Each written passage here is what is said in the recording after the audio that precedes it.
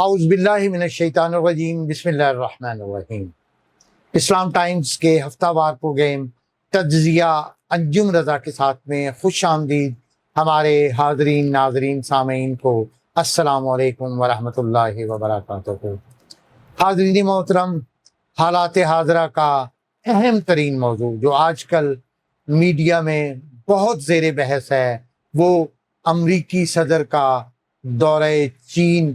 اور عالمی سیاست میں کیا یہ ایک نئی صف بندی ہو رہی ہے، اس حوالے سے ہم نے گفتگو کی ہے۔ اور یہ دورہ جیسا کہ آپ جانتے ہیں مکمل ہو چکا ہے، اور یہ ایک ایسا دورہ جس نے عالمی سیاست، معیشت اور خطے کی بدلتی ہوئی صف بندیوں پر کئی نئے سوالات کھڑے کر دیے ہیں۔ کیا واشنگٹن اور بیجنگ کے درمیان بڑھتی ہوئی کشیدگی میں کمی آئی ہے؟ کیا ایران، تائیوان اور تجارتی جنگ جیسے معاملات پر کوئی بڑی پیش رفت ہوئی ہے؟ اور اس دورے کے مکمل ہونے کے بعد عالمی طاقتوں کا توازن کس سمت جاتا دکھائی دے رہا ہے؟ آج کے اس پروگرام میں ہم محترم کاشف علی صاحب سے انہی سوالات کے جوابات جاننے کی کوشش کریں گے۔ السلام علیکم کاشف بھائی۔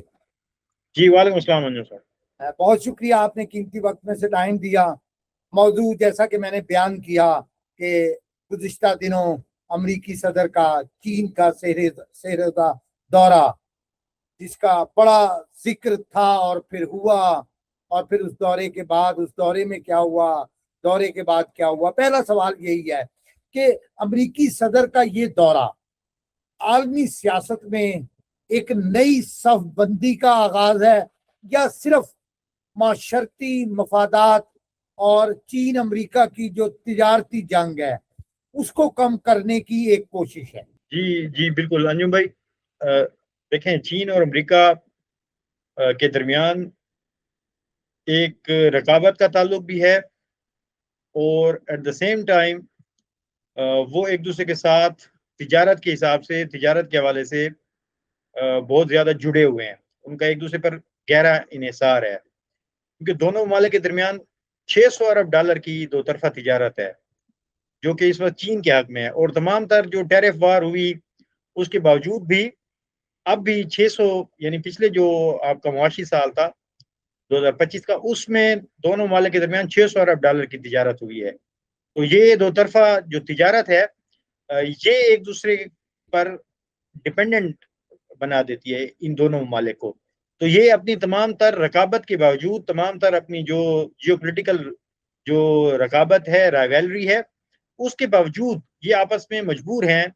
اس بات پر کہ یہ آپس میں بات بھی کریں، ایک دوسرے کے ساتھ ایک دوسرے کو انگیج بھی کریں، اور جو ڈپلومیٹک انگیجمنٹ ہے اسے کنٹینیو بھی کریں، اور جو ان کے درمیان مسائل ہیں، چاہے وہ ٹیرفز کے حوالے سے ہوں، چاہے وہ آرٹیفیشل انٹیلیجنس میں جو رائیولری ہے وہ ہو، چاہے وہ دو طرفہ تجارتی خسارے کے حوالے سے ہو، یا تائیوان کے حوالے سے جو ایک برننگ ایشو ہے دونوں ممالک کے درمیان وہ ہو، یا اوورآل جو جیو پالیٹکس میں آپس میں جو ان کی رائیولری ہے، ان تمام معاملات کو، ان تمام ایشوز کو ڈسکس کرنے کے لیے چین اور امریکہ ایک دوسرے کے ساتھ ایک دوسرے کو انگیج کرنے پر مجبور ہے۔ یعنی بیک وقت یہ ایک دوسرے کے رائیولز بھی ہیں، اور ایک طرح سے یہ ایک دوسرے کے تجارتی پارٹنرز بھی ہیں۔ چین کو اگر دیکھا جائے تو چین کا جو چین کی معیشت ہے اس کا بہت بڑا انحصار جو ہے وہ امریکی منڈیوں پر ہے، اور اسی طرح جو امریکہ ہے اس کا انحصار بھی چین کے اندر جو ایک بہت بڑی منڈی ہے، اور چین سے اس کی کمپنیاں جو سستی جو مینوفیکچرنگ کرتے ہیں اس تمام چیزوں پر امریکہ کا بھی دار و مدار ہے اور اس کا انحصار ہے۔ بظاہر تو یہ سارے معاملات تھے، تائیوان کا معاملہ بھی ہے، باہمی تجارت کے معاملات بھی ہیں، آرٹیفیشل انٹیلیجنس کے درمیان کے حوالے سے دونوں ممالک کے درمیان جو رقابت چل رہی ہے اور مقابلے کی جو اس وقت فضا ہے کہ دونوں ملک جو کوشش کر رہے ہیں کہ آرٹیفیشل انٹیلیجنس میں ڈومینیٹ کیا جائے، وہ معاملات بھی ہیں، اپنی جگہ پہ ہیں، اس میں کوئی شک نہیں کہ اس دورے کا مقصد ان تمام معاملات پر بھی بات کرنا ہے۔ لیکن اس دورے کا جو ٹرمپ کا دورہ تھا، اس کا ایک بنیادی جو مقصد تھا اور اس کا جو تعلق ہے وہ اس وقت جو مشرق وسطی کی صورتحال ہے، اور خاص کر جو آبنائے ہرمز اس وقت بند ہے، ایک طرف ایران نے اس کا محاصرہ کیا ہوا ہے، اور دوسری طرف جو امریکہ ہے اس نے ایرانی بندرگاہوں کا جو محاصرہ کر کے اس نے اپنا بلاکیڈ جو ہے وہ کیا ہوا ہے. تو اس دو محاصروں کی وجہ سے جو اس وقت صورتحال ہے، جو توانائی کی منڈیوں کی صورتحال ہے، جو انرجی گلوبل انرجی مارکیٹ کی صورتحال ہے، اور اس کے ساتھ ساتھ جو اوور آل پوری دنیا کے اندر جو سپلائی چین کا جو نظام ہے، یعنی جو مختلف اشیاء جو اپنا ہرمز کے ذریعے سے عالمی منڈیوں میں جاتی ہیں، چاہے وہ پیٹروکیمیکلز ہوں، چاہے وہ مختلف قسم کے باقی چیزیں ہوں جو یہاں سے چاہے وہ کھادیں ہوں، چاہے وہ پیٹروکیمیکلز ہوں، چاہے وہ ڈفرینٹ قسم کی چیزیں ہوں جو اپنے ہرمز کے ذریعے سے عالمی منڈیوں میں جاتے ہیں. اور اس بلاکیڈز کی وجہ سے جو ڈسرپشن ہوئی ہے، ان تمام معاملات کو ڈسکس کرنا اصل میں اس دورے کا ہدف تھا. اور پریزیڈنٹ ٹرمپ یہ چاہتے تھے کہ ان کا یہ خیال تھا کہ چین کیونکہ ایران کا اسٹریٹجک پارٹنر ہے تو اس کا ایران پر اثر و رسوخ ہے، اتنا اثر و رسوخ ہے کہ وہ ایران کو اپنی جو اپنا ہرمز کے حوالے سے پالیسی ہے اسے وہ تبدیل کرنے پر مجبور کر سکتا ہے. اور اس وقت ٹرمپ کو ضرورت ہے کہ وہ اپنا ہرمز کو جو ہے وہ چین کی مدد سے کھلوائے. تو ٹرمپ کے دورے کا بنیادی مقصد دراصل اپنا ہرمز کو کھلوانا اور چین کو اس بات پر کنونس کرنا کہ وہ ایران پر اپنا رسوخ استعمال کرتے ہوئے اپنا ہرمز کو کھولے. جو توانائی کی منڈیوں میں جو بحران ہے تیل اور گیس کا، اور جس کی وجہ سے امریکہ کے اندر آئل اور گیس کی قیمتوں میں بے تحاشا اضافہ ہو گیا ہے، اور اس سے ٹرمپ کی جو اپنی پولیٹیکل جو پوزیشن ہے وہ بہت کمزور ہو چکی ہے، اور اس سے ٹرمپ کو اس چیز کا سیاسی طور پر نقصان ہو رہا ہے. تو ٹرمپ دراصل چین کی مدد حاصل کرنا چاہتے تھے، اور اس مقصد کے لیے بنیادی طور پر وہ گئے کہ تاکہ چین اپنا اثر و رسوخ استعمال کرتے ہوئے ایران کو اس پالیسی میں تبدیلی پر مجبور کرے. تو یہ وہ اصل مقصد تھا. لیکن اس حوالے سے آگے چل کر ہم اس پر بات کریں گے کہ ٹرمپ کو کتنی کامیابی ملی، یا کیا وہ ایران کو اس پر موقف تبدیل کرا سکے یا نہیں کرا سکے، اور کیا بریک تھرو ہوا یا ٹرمپ جو ہے وہ چین سے خالی ہاتھ لوٹے. اچھا بالکل قیصر، میں اسی بات کو آگے بڑھاتے ہوئے کہ اس دورے کے پہلے بہت ذکر اذکار تھا کہ شاید مستقل جنگ بندی ہو جائے، جو نہ ہو سکی. باوجود اس کے باوجود یہ دورہ ہوا، اور پھر بھی عالمی میڈیا اور پورے دنیا کی نظریں تھی کہ اس امریکہ اور ایران کی کشیدگی کم کرنے یا ختم کرنے میں کوئی کردار چین ادا کرے گا. اور خاص طور پہ امریکہ چین مشرق وسطی کی اس بدلتی جو سفارتی صف بندی ہے، ان پر یہ کیا افیکٹس ڈالے گا، کیا اثرات مرتب ہوں گے اس سارے دورے کے جو اب ہوا ہے؟ یہ اس میں جو چیز ٹرمپ حاصل کرنا چاہتے تھے اور جو امریکہ حاصل کرنا چاہتا تھا وہ تو اس صورت میں کامیاب نہیں ہوا. یعنی اپنا ہرمز کے حوالے سے، اسے کھلوانے کے حوالے سے کوئی بڑا بریک تھرو نہیں ہوا، کوئی ایسا بڑا فیصلہ نہیں ہوا. ایران نے اس پر کوئی ایسا ہی تبدیلی نہیں، بلاکیڈ بدستور برقرار ہے. انرجی مارکیٹس میں اسی طرح جو ہے وہ غیر یقینی فضا ہے، اور تیل کی قیمتیں اوپر نیچے ہو رہی ہیں، فلکچویٹ ہو رہی ہیں. جو سپلائی چین ہے گلوبل مارکیٹس میں وہ بھی اسی طرح ڈسٹرپٹ ہے جس طرح ٹرمپ کے دورے سے پہلے تھا. تو اس حوالے سے تو دیکھا جائے تو ٹرمپ کو وہ کامیابی نہیں ملی، اور اس کی ایک وجہ ہے، اور اس کی وجہ یہ ہے کہ ایران کا تعلق جو ہے چاہے وہ روس کے ساتھ ہو یا چاہے چین کے ساتھ ہو یا کسی بھی اور ملک کے ساتھ ہو، ایران ان تمام ممالک کے ساتھ اپنے تعلقات، چاہے وہ اسٹریٹجک پارٹنرشپ ہو یا کوئی بھی کوآپریشن ہو، وہ برابری کی سطح پر تعلقات رکھتا ہے. آپ نے دیکھا کہ چین اور روس کے ساتھ بہترین تعلقات ہونے کے باوجود، چین کے ساتھ $420 ارب کی اسٹریٹجک پارٹنرشپ، معاشی معاہدہ، تمام کچھ سائن کرنے کے باوجود ایران نے نہ روس کو اور نہ چین کو اپنے ملک کے اندر کوئی بھی ملٹری بیس بنانے کی اجازت نہیں دی. حتیٰ کہ ایران نے جو اپنا ایئر ڈیفنس سسٹم تھا اس کے والے سے بھی چین یا روس کی جو غیر ضروری جو مداخلت تھی اپنے ملک میں اس کی اجازت نہیں دی. کیونکہ ایران کا جو پچھلے اگر 100 سال میں دیکھیں، وہاں پر جو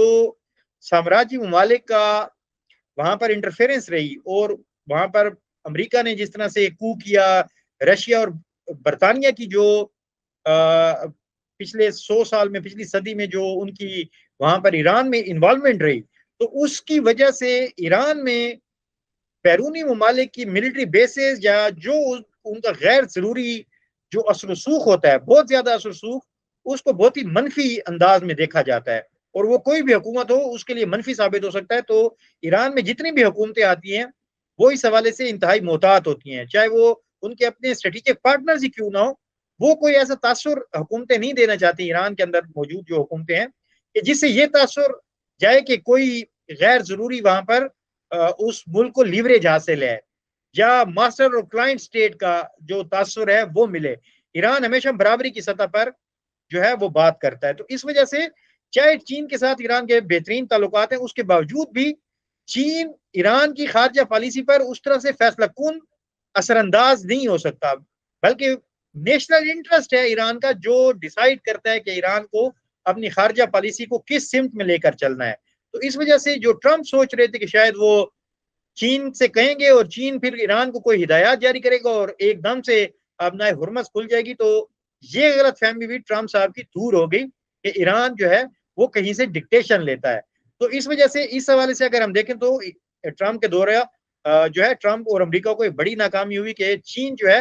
اس نے کوئی ایسا غیر ضروری آبنائے ہرمز کو کھولنے کے حوالے سے کوئی غیر ضروری مداخلت نہیں کی، مثلا انہوں نے صرف اتنی حد تک بیان دیا کہ بھئی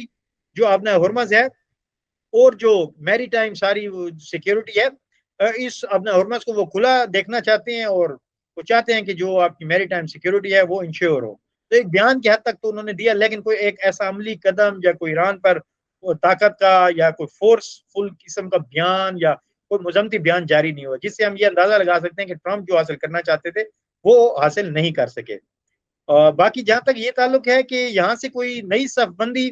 تو میرا نہیں خیال کہ چین جو ہے وہ اپنے آپ کو امریکہ کے ساتھ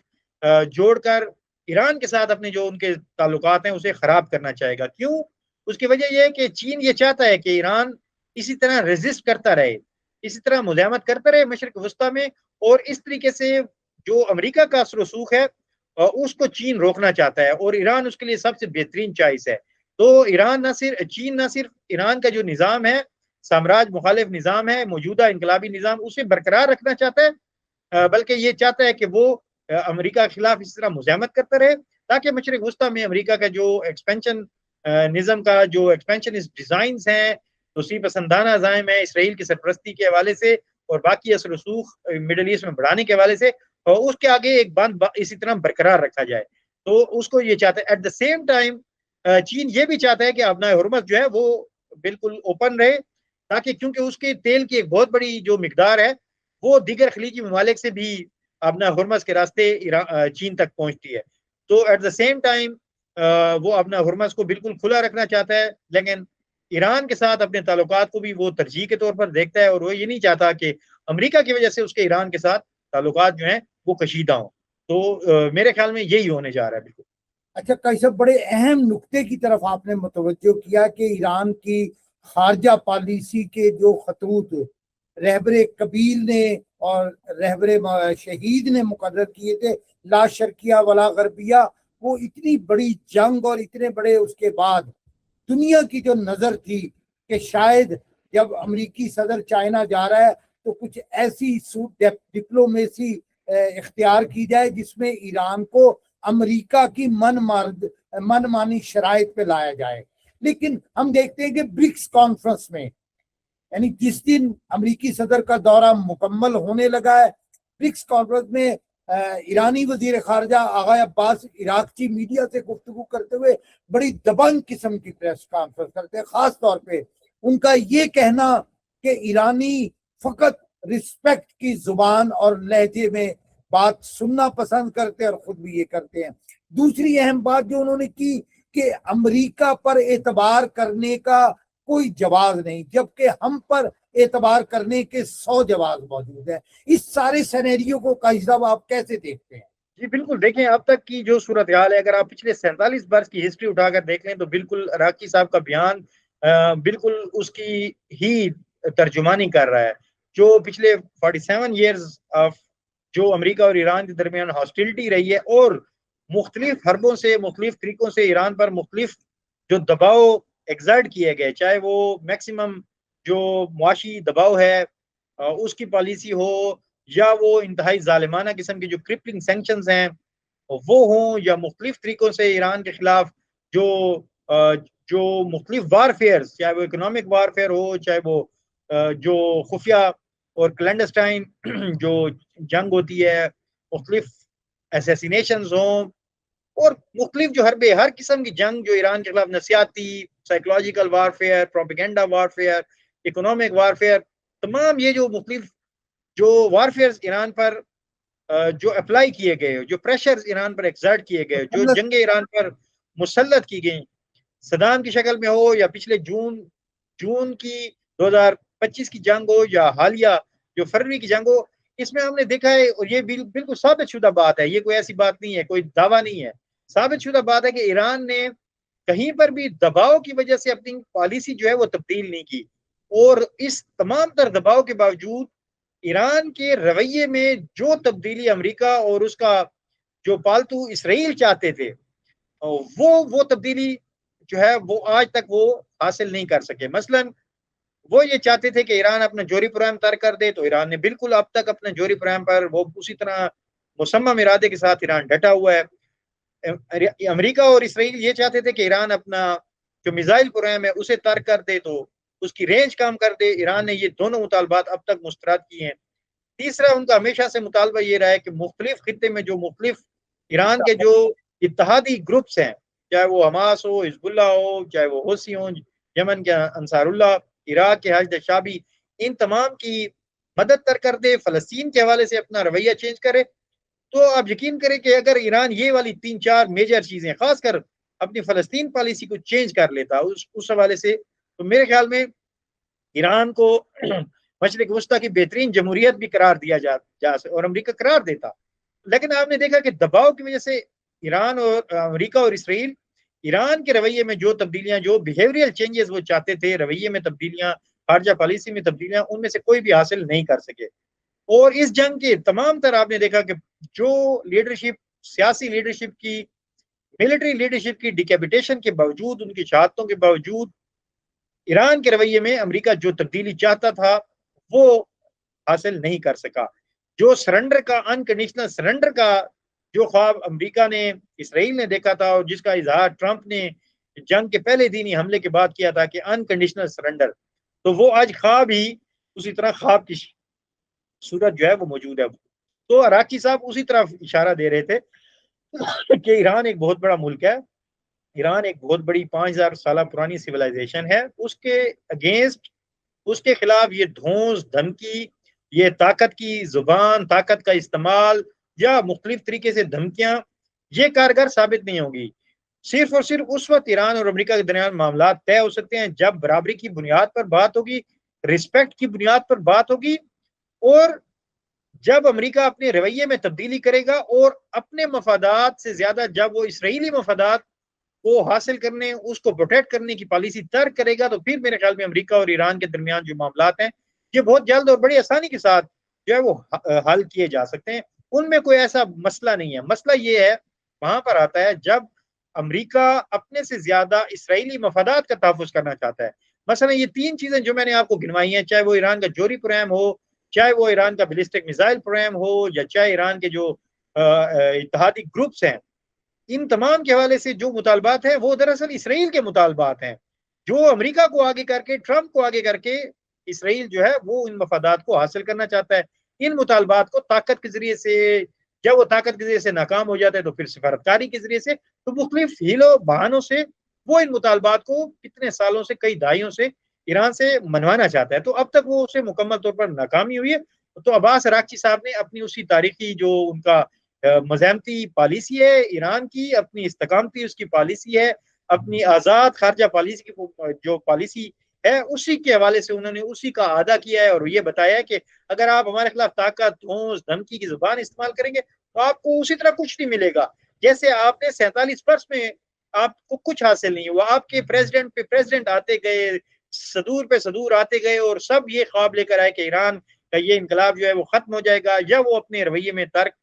تبدیلی لائے گا۔ تو نہ آپ اس انقلاب کو ختم کر سکے، نہ آپ اس انقلاب کے رویوں میں کوئی تبدیلی لا سکے، حتیٰ کہ رہبر انقلاب کی شہادت کے باوجود ان کی ملٹری اور پولیٹیکل جو لیڈرشپ ہے اس کی ڈیکیپیٹیشن کے باوجود بھی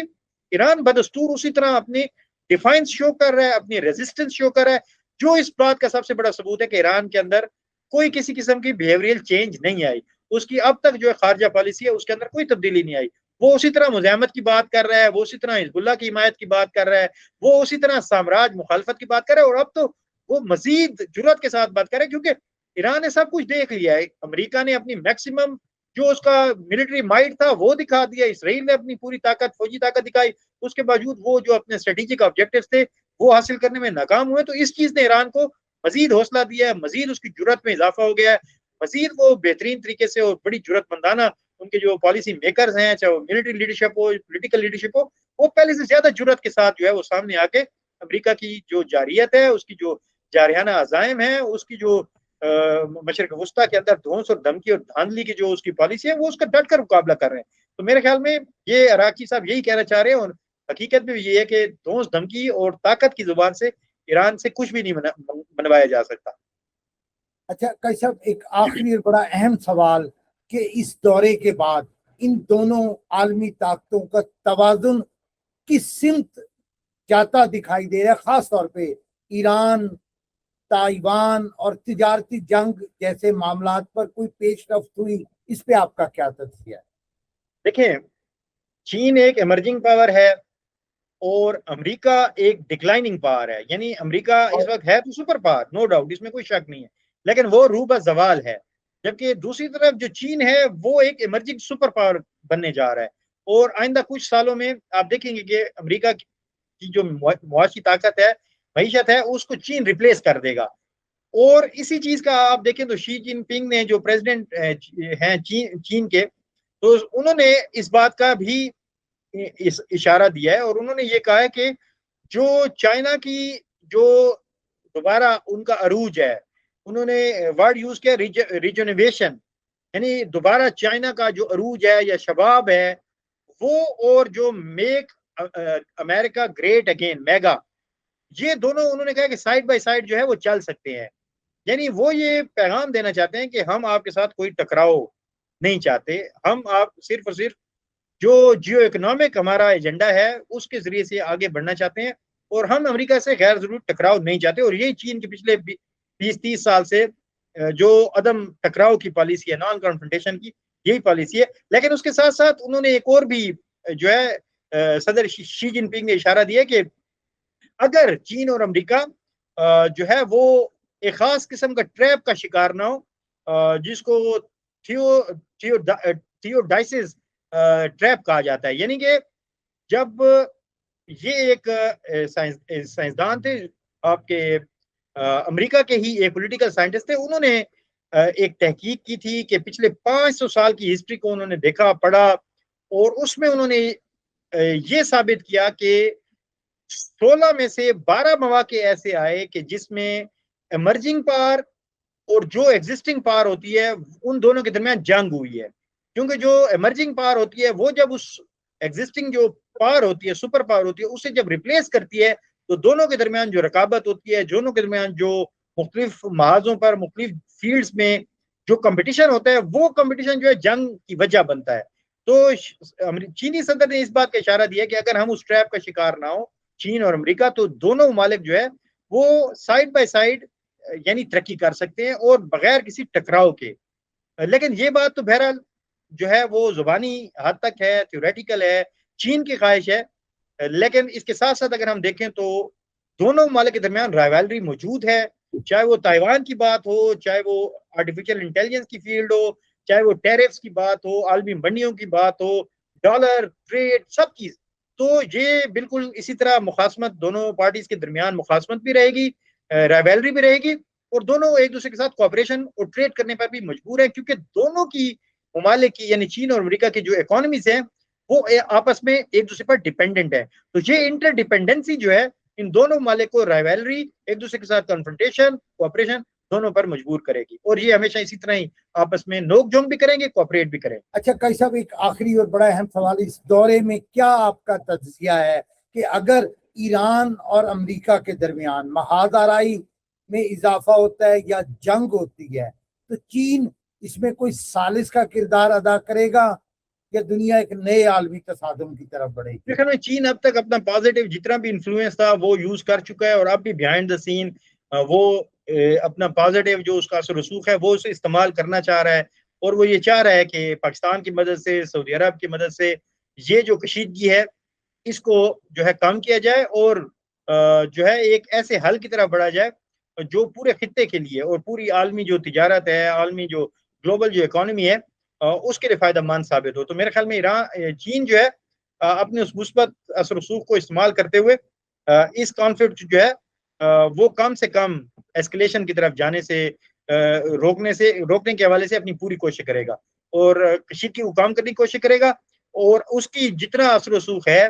جتنی اس کی ممالک پر جو اس کے ساتھ تعلقات ہیں اور اس کی وجہ سے وہ ان کا جو اثر ہے، تو وہ اس کو استعمال کرتے ہوئے میرے خیال میں خطے کو ڈی ایسکلیٹ کرنے کی پوری کوشش کرے گا۔ بہت شکریہ کاشف صاحب، آپ نے بہت اہم موضوعات پہ ہمیں بتایا۔ ناظرین و حاضرین، آج کی گفتگو سے یہ حقیقت سامنے آئی کہ امریکی صدر کا دورہ چین ایک ایسے وقت میں مکمل ہوا ہے کہ جب دنیا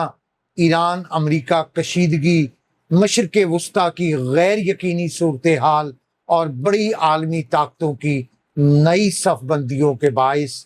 شدید اضطراب کا شکار ہے۔ اگر ایران اور امریکہ کے درمیان جنگ یا دوبارہ محاذ آرائی میں اضافہ ہوتے ہیں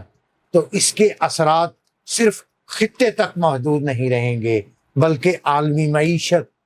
تیل کی منڈی اور بین الاقوامی امن بھی متاثر ہوگا۔ سوال یہ ہے کہ کیا چین اس بحران میں کوئی ثالث کا رول ادا کرنے کے لیے تیار ہے، یا دنیا ایک نئے عالمی تصادم کی طرف بڑھ رہی ہے؟ انہی پہلوؤں پہ آج ہم نے تفصیلی گفتگو کی ہے۔ ہمارے پروگرام کو اسلام ٹائمز اردو کی ویب سائٹ اور ہمارے سوشل میڈیا چینلز پر دیکھنے کے بعد اپنی تجاویز، آراء اور تبصرے سے ضرور نوازیے گا۔ اپنا خیال رکھیے گا۔ اجازت دیجیے۔ خدا حافظ۔ والسلام علیکم ورحمۃ اللہ وبرکاتہ۔